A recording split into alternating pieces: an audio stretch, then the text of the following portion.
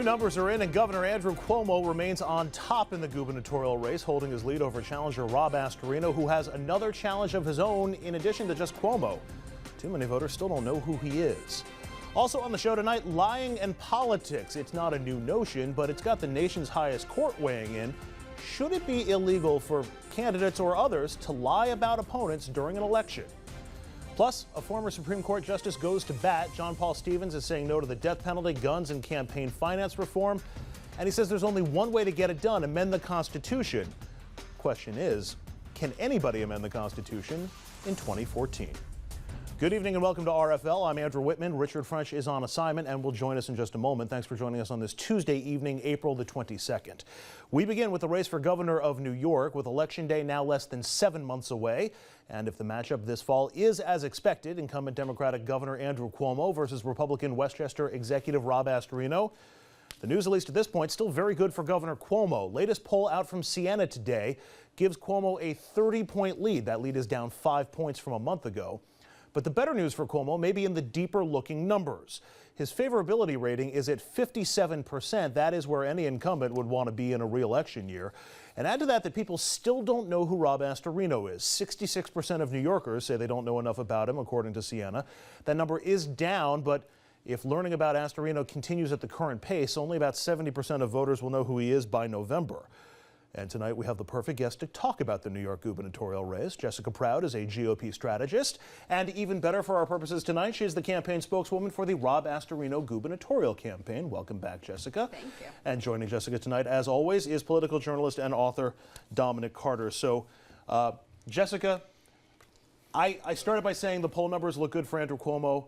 Explain to me why they're actually good for Rob Astorino. Well, when you started out saying it's a 30-point lead, I think it stops about there. The numbers to look at are underneath. His job approval rating is in the low 40%. Half of New Yorkers think the state is headed in the wrong direction. 41% said that they would prefer to elect someone else than Governor Cuomo. There are some very serious, 76%, I believe, felt like the state's economic picture was in very bad shape. There are some huge problems here, and he's in a unique position where he has a problem not only amongst independents and moderates, but he has a problem on his left flank as well amongst liberals. And we're going to get to that and the deeper numbers from that poll in just a second. But Dominic, there's a difference between somebody who answers a poll and says, yeah, I'd be interested in shopping around for a new candidate, versus selecting who that person might be and actually pulling the lever for somebody other than the incumbent. Well, first of all, we should hire this woman because looking at that poll that I looked at earlier, I'm sure she just spun it in a way that I didn't know was humanly possible. So, Jessica, you're hired. Whenever we decide to run for office, that is our spokeswoman. If she'll represent us. If she'll represent, oh, that's a big if. Yeah. One, the man that she's working for, Rob Astorino, is very likable.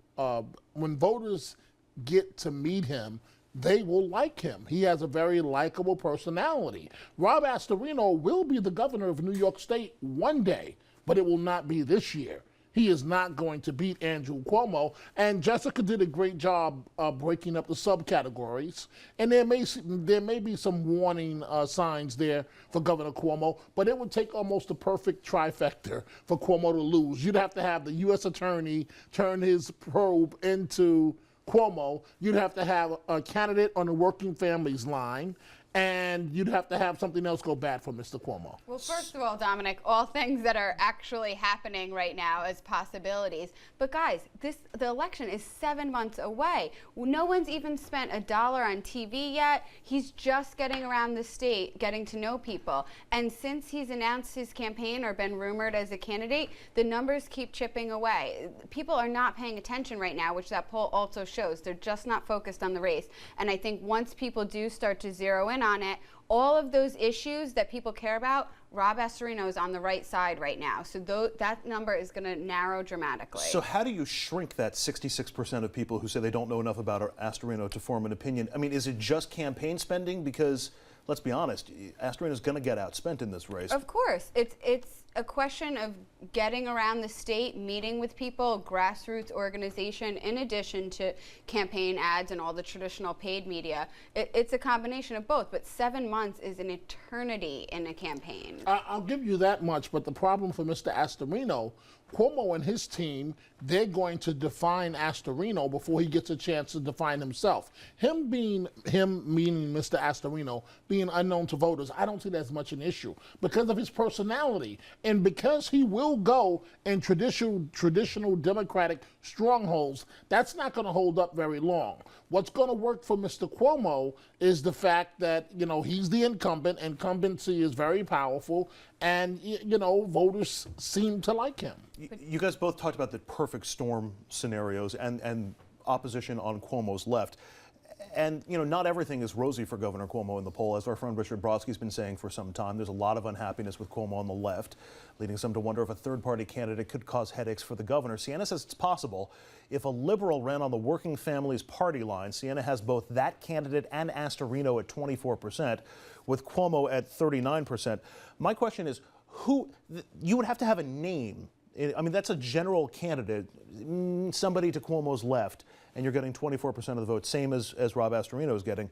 Is there anybody who actually fits the profile, who could generate name recognition, who would actually be a viable candidate on Cuomo's left? Because otherwise you're looking at maybe single digits. I disagree with that in the sense that I don't think that, obviously an ideal political scenario would be to have someone running separately on the Working Families line. We can all agree on that.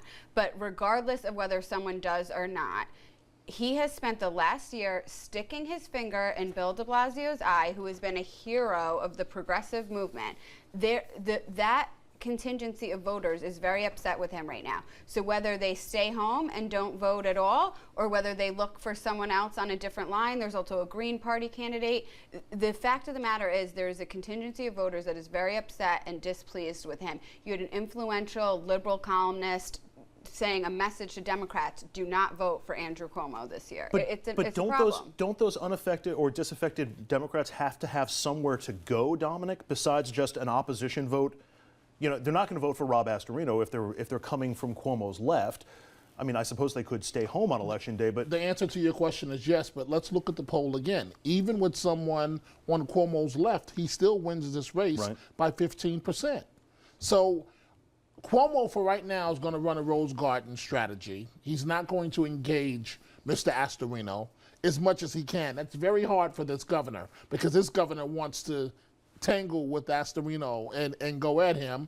Mr. Astorino is going to continue to chip away, and he may make some marginal difference. We'll see what happens in the fall. But I would imagine, if we can go by history, Andrew Cuomo and the campaigns he ran for his father, he's going to basically Rose Garden this thing. Do you think there'll be debates? I don't even know if Andrew Cuomo... Oh, absolutely. There should be, and the press should hold him to that. But speaking of history, to provide some historical context, in 2009, when he first ran for county executive, it was a very similar scenario. 30 points down in the polls, an incumbent with enormous name ID, tons of money in the bank. You're a Republican. Westchester's Democratic. There's no way you can win there. But it was beyond voter fatigue. People were concerned about issues. People actually, at the end of the day, do care about issues. And I think he presented a case, and he really communicated that message very well, and was elected with a huge margin. So, it's a very similar scenario to his race in 2009. Andrew, I will say this. Whenever there's a Republican elected governor of this state, in all likelihood, it's probably guaranteed, following in the shoes of George Pataki, to be Rob Astorino. Because Democrats, the way he started his campaign, I was very impressed going to the Bronx. You have some Republican candidates that they're like, oh, that's not my base. I'm not going to touch it. Astorino's not like that. Astorino connects with black leaders. He won't do better in this election in that issue with Cuomo. Astorino connects with the Latino community. He reaches out. And so one day he will be governor. It's just not this time. But he has been marketing himself, especially in the primary season, as a conservative Republican.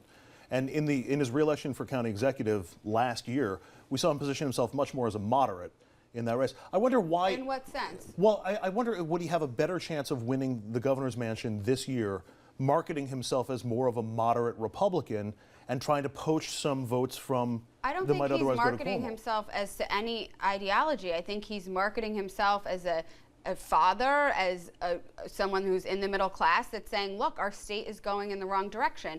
We need to get the economy back on track. We're losing jobs. We're losing population. Common Core, which is an issue that unites both the right and the left. He's been very outspoken on that. So I don't think it's a question necessarily of ideology. It's a question of the direction of the state. The moment Astorino's camp plays the label game, they lose. Governor Cuomo would love to peg him as a conservative or whatever Republican term he wants, considering Cuomo has on his side voter enrollment. So if he plays that game, Astorino, he can't win. But if he positions himself, as he's been doing, as fighting for the common man on Common Cause and other issues going on, he might surprise a few people with this election. I don't think he'll win, but he may surprise us. So much more I wanted to get into on the gubernatorial race, including the video that Rob Astorino came out with today. Unfortunately, we're out of time, so I'm sure we'll pick this up another time when you or Bill are back, and we'll talk more about the campaign. We're going to take a quick break. When we come back, the walk to Washington, Richard French speaks to an assemblyman about the very latest surrounding the Bridgegate investigation in New Jersey. His interview comes up right after a break.